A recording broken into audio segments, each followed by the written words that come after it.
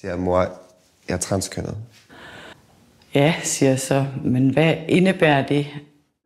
Siden 2014 er over 1.000 danske børn og unge blevet henvist til sexologisk klinik med formodning om, at de er transkønnede. Jeg skal til at have en pige, ikke? Det er da lidt mærkeligt. Jeg kan ikke blive ved med at leve sådan her. Vil du have nejlagt på dem der også? Ja! Det er jo godt, at hun er skabt som dreng, men føler sig som en pige. Så hvordan skal vi forholde os til det? Det tager lang tid.